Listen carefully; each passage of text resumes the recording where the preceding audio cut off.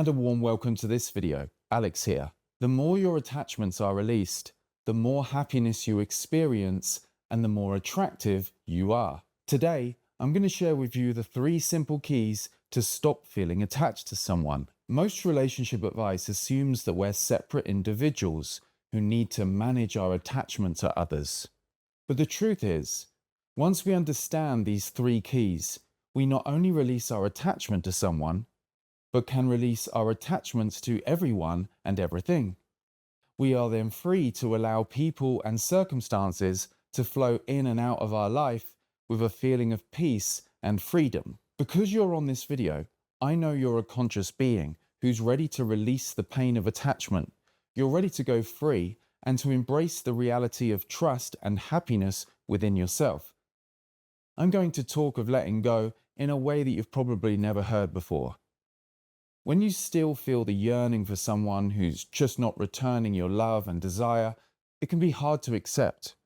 Or when you realize that someone just isn't for you, it can be painful to move on. Or we can even be in a relationship with someone, but perpetually anxious that they might leave. We feel attached and emotionally pulled around by what's happening.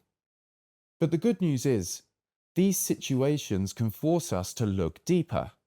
We might sense that something is due for change and that we are ready for a new way of knowing ourselves, to be unattached and at peace without the emotional weight of attachment smothering our happiness. I'll break down the 3 keys and why, when they come together, everything changes and you're free. The great philosopher Jiddu Krishnamurti said, "If you cultivate detachment, the cultivation itself becomes a problem.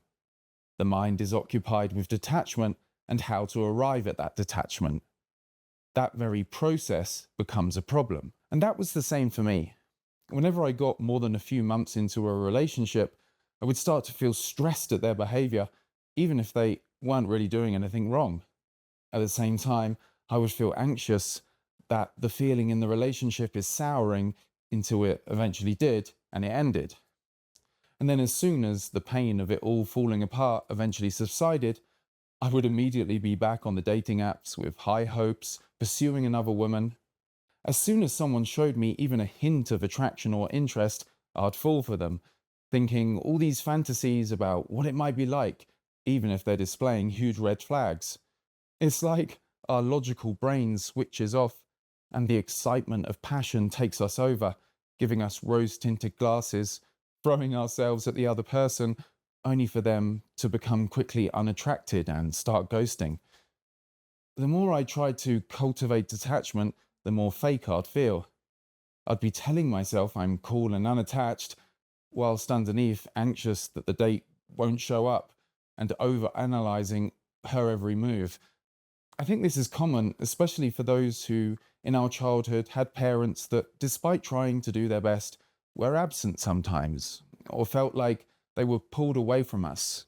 This anxiety and pain of perceived abandonment can leave deep emotional imprints in our nervous system. The unresolved feelings and unhealed wounds can last into adulthood, showing up as intense fear about our partner leaving us, or intense pain if they do, and a delayed process of being able to move on. I realized I had all of this fear and pain coming up, and so I needed to look deeper within myself to find out who I really am and how I can remain happy and at peace even if I'm alone. So the first key to stop feeling attached to someone is to release the emotions. My last video was all about how to release emotions. When you're feeling attached, you feel that pain of need and perhaps anxiety about your future, thinking about whether they're going to come back, how it might work out, or how painful it is that the whole thing isn't. The heightened emotional energy is what's fueling the personal attached thinking, and this can make you feel like you need the person and that your peace and happiness is dependent on them, or have you doing desperate attempts to control the situation. This is a sign that an emotion needs to move through. The truth is, we need to grieve the relationship. We need to feel the emotions we're feeling so that they can be fully processed and released. The truth is, we're not really grieving the person or the relationship. We're grieving our attachment. Emotions move through and are released when we allow ourselves to feel the bodily sensations. Emotions, although they may seem very real and powerful at the time, at their core are nothing more than thoughts and sensations. When we see the emotion is just thoughts and sensations, we can see it for what it really is, energy and motion, and we can begin to allow ourselves to feel the sensations, knowing they can't harm us. We feel the sensations, and being internally still and present with them, they begin to transform and eventually release. Sometimes it just involves a good sigh or cry to find the relief you're looking for. Sometimes it can draw you to allow some deep inner processing that allows the emotions to release with time. And this leads us on to the second key, acceptance. We need to bring acceptance to the situation, whatever it is. This acceptance isn't a passive acceptance or acceptance of futility. It's deeper than that. What it really is the recognition and acceptance of who you really are. This acceptance allows us to feel our feelings and release them so that we can feel peaceful, calm, and empowered again. This acceptance, for me, came with recognizing and accepting that who I really am is already at peace and happy without the need for anyone. At first, this felt almost offensive to me. I cherished the idea of romantic love. I thought, what am I supposed to do? Just not care? Just not need anyone? Surely true love involves caring about and needing the person. After all, that's what a lot of the pop songs say, right? I need you, baby. But after a while, I accepted that whatever is happening in my world of relationships, it doesn't have to move me. It doesn't have to emotionally control me. I realized that when I released my fear about being abandoned, I felt calmer and less attached. I said we need to bring acceptance to the situation, but maybe that's a bit misleading, because the deeper truth is we don't need to bring acceptance to the situation. We just need to realize that we already are acceptance, as we are simply being, allowing ourselves to feel. A quiet confidence began to emerge within me that if we are to be together, we'll be together. And if not, I'll be okay.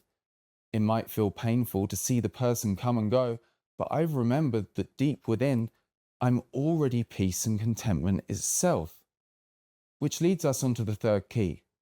Remember who you really are. When feelings of attachment flare up, when we feel unable to move on and let go, we are overlooking something. We are taking ourselves to be a limited person who's dependent on the actions of someone else.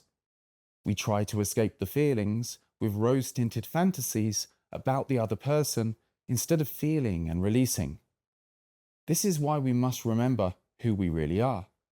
I talk a lot on this channel about remembering your true nature. If we think that we simply are just a person who needs certain people, things, or situations to be at peace or be happy, we will always feel attached to everything and everyone to some degree. Remembering who you truly are is about being aware of being. This means simply being aware that you are, and that there is simply what is. It's about letting the focus down onto thoughts and personal story, relax, and simply being.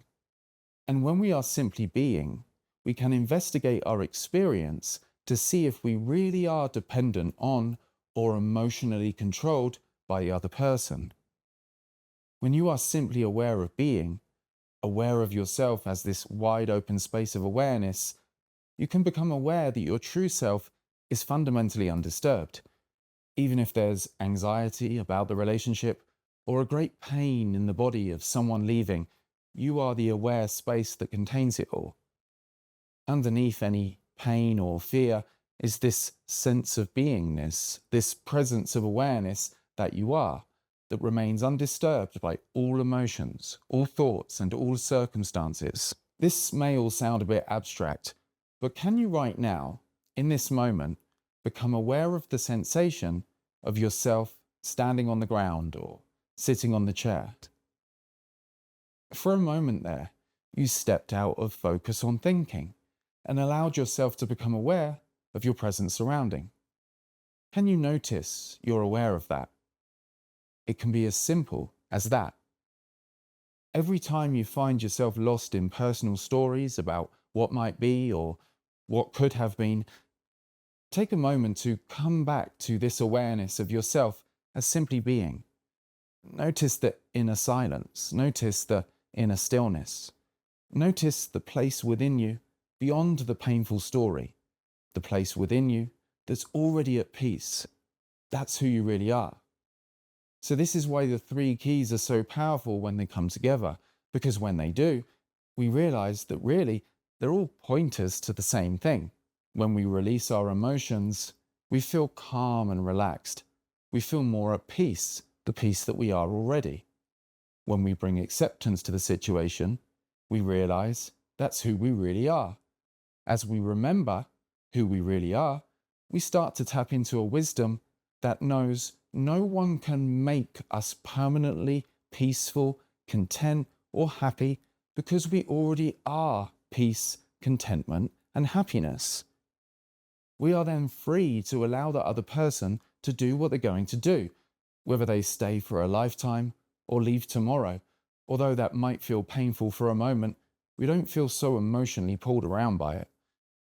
We have released the tension in our nervous system.